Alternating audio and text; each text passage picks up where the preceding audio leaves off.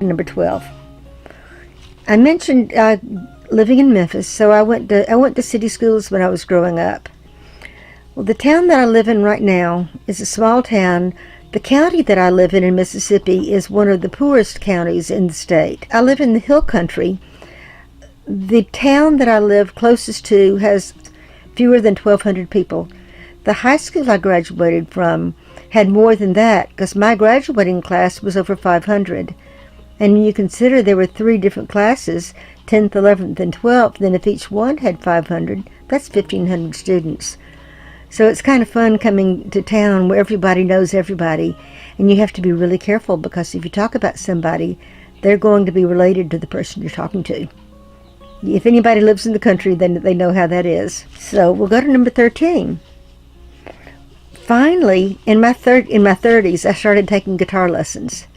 I bought a guitar when I was in my 20s, and I started playing with the church. I was playing guitar with the minister in the church, doing kumbaya kind of songs, around the campfire kind of stuff. But we did a little bit in the church service, and I played in different places around the state, and it was fun. But after a while, I wanted to know more, so I started taking lessons. And I went over to Mississippi State. There was a teacher who worked on the state campus, and so I was commuting once a week, 50 miles each way, and taking guitar lessons. And I thought, well, if I'm going once a week already, I might as well go twice and take a class. So that's what I did. Kind of funny. You wonder what class I took. Well, I enrolled in a botany class, and it was kind of crazy. I'm kind of crazy. But anyway, I've got 3 reasons that I have written down here what the 3 reasons are. Okay, number 1 was I knew didn't matter what I majored in, and I hadn't decided if I was going to go to school and continue back and get my degree, or whether I was just going to take one class. But it didn't matter what class I took. I wanted it to count toward a degree if I did decide to do that, and I knew that sciences were required for anything that you did, so I was going to take a science class to begin with. So that's the number 1 reason. The second reason was I loved plants to begin with. I'd been gardening forever, and I wanted to study plants. Well, I didn't know the difference between botany and horticulture, and the reason I took botany was because I was afraid of zoology. I had studied zoology when I was at Ole Miss back when I was 18 and had failed the class. And my husband had failed botany, and he's a smart person, and he failed botany. I thought, well, I can prove to myself that I can make it if I can pass this class. Now, some people have thought that I did it simply to show him up, but that wasn't it at all. I did not do it to show up my husband because he had failed the class and make him think that I was smarter than he was, but I took it as a challenge. If I could pass this hard class, then I had what it took to continue on in school, and I did. So the next semester I went on and I enrolled in a full schedule. I think I took, I don't know, it was 14 hours or 16 hours. So instead of commuting twice a week, I started commuting every day. And there were people who lived close to me. We were able to carpool, so it wasn't like I was driving every week or every day. But anyway, that's why I started back to school, and why I chose to take that class. Number 14. I'm from a very, very, very small family. When I hear about people that have multiple children, it's hard for me to understand what it's like because I had a single brother. I had one sibling. My mother was an only child, and my father only had one sibling. And my uncle only had one child, had an only child. So I have one first cousin. My brother had an only child, so I only have one nephew. Very, very, very small family. How do I describe this?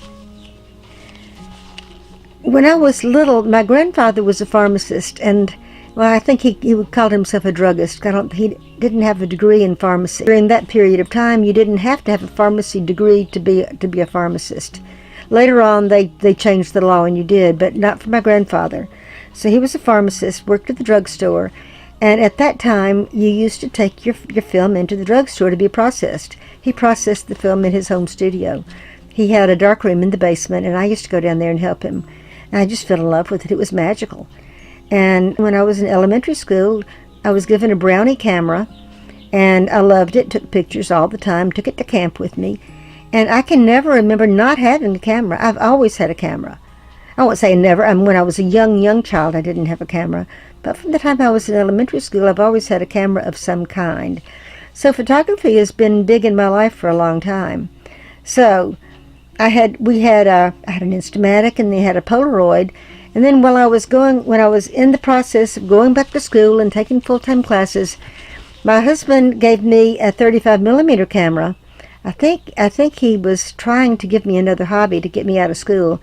And I don't know if he liked the idea of me being gone so much and studying so much. So he gave me a camera, and I loved it. And I became actually a very avid photographer at that time. And really, that's one of my most important hobbies. I really love it.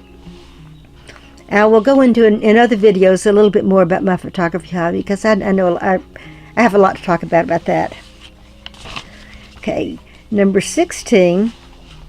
I went to charm school. Finishing school. Learned how to do all kind of fun things. I was a painted lady. I learned how to put on makeup when I was maybe 13 I think I was 14 at the time. And they had us putting on heavy base makeup and eyeshadow and all of the stuff. And I rode the bus back and forth.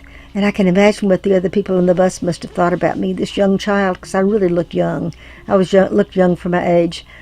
And so after that, I learned how to talk politely, and I learned how to get in and out of cars politely, and how you've seen people walking with books on their heads. Well, I learned how to do that, and learned how to be polite and carry on polite conversations and be a lady. And so it paid off. So when I went to college, I pledged a sorority, and so I am still. When you are in a fraternity or a sorority, you're always a member. I'm not active, but I'm in a sorority. Number 17, I lived in Austin, Texas for 9 years. I had gone there to graduate school, and then after I graduated, I continued and worked on campus. So I I love Texas. Those of you who live in Texas, I'm jealous. I loved it so much. Number 18, my first computer was a 1983 Texas Instruments compact computer. Most of you have probably never heard of that. It was a handheld computer. It had less than 20 kilobytes of RAM, and the programming language was BASIC, BASIC. And later on, I took basic programming in college, so I was able to actually program the thing. It used a TV for a monitor, and this was even before Macintosh computers. Apple hadn't come out with Macintosh yet. Apple did have computers, but they didn't have Macs yet. So I've been using computers for a long time, and I'm not afraid of them. Number 19, it kind of follows the profession I chose. I'm a botanist. I know, after going back to school studying botany, I fell in love with it. And it was just fascinating. And it wasn't gardening, but it was hard science, and it was hard. And so my education was all of the science classes. I had a lot of chemistry and physics, geology, and all of the ologies. And then with the botany degree, or as with most biology degrees, you really need to have more than just an undergraduate degree in it. So if any of you have children who are thinking about doing that, or if you are thinking about doing it yourself, think about it. You really need to have a master's degree or a PhD if you want to have a career in a biological science. The jobs that are out there for the people who have just a BS in biology they're the low end of the ladder, and you really never will climb very high on the ladder. So think about that before you do that, and be prepared to have more than just 4 years of education. Number 20. Now this is tough. I've been married 3 times. I know a lot of you disagree with that, and they think that if you marry one time, you should stay with that person no matter what. And I agree. I think if you can do that, that's great. But I chose not to. I stayed in my first marriage for 18 years. We married too young, and we grew apart. We had different philosophies on life. We were just totally different people. We were married, but we were more like roommates. And so eventually I basically got up the courage. I was afraid to try to live on my own. I didn't have a college degree.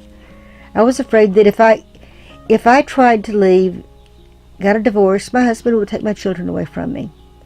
And to be perfectly honest, that's why I stayed in the marriage for so long. But eventually I did, and I was happy. Finished college, and then moved off to grad school. Moved to Texas. And while I was out in Texas, I remarried. It wasn't the first year, it wasn't the second year. But like I said, I was out there for 9 years. And I did remarry, and that lasted for a while. And I found things out about him that I couldn't change. And I could not change him. He was not willing to change, and I couldn't live with it. So, got a divorce. But I was in a very difficult situation, and you would have to understand the situation that I was in. And I think if you did, you probably wouldn't criticize it. So after that, I moved back to Memphis. It was my hometown. My mother was ill, and there were plenty of jobs there, and I didn't have any problem finding a job. My third marriage, I said I'd been married 3 times. My third marriage, my mother reintroduced me to a boy that was a man who had been one of my high school boyfriends. But he knew my mom. He was divorced, and told her that if I should ever move back to town, to call him. And she did, and we ended up getting married 3 years later. It was happy. And we were married for 8 years. He had eventually, he got lung cancer and passed away. And that's ends up why I ended up back here in Mississippi. Number 21. My graduate advisor advised his, he was an advisor. He was my mentor, my graduate advisor, advised his students to study horticulture. Or if not, to take classes in horticulture, to at least learn as much as you can about it, because most people don't know the difference between botany and horticulture. And that's true. When I started back to school and I took my first botany class, I didn't know the difference between botany and horticulture. I knew I loved to garden, and I knew botany was about plants. I didn't know that there was a difference. So that's where, I won't say that's why I started gardening, because like I said, I've always gardened. But that reinforced the idea that I should learn about gardening more. So I did.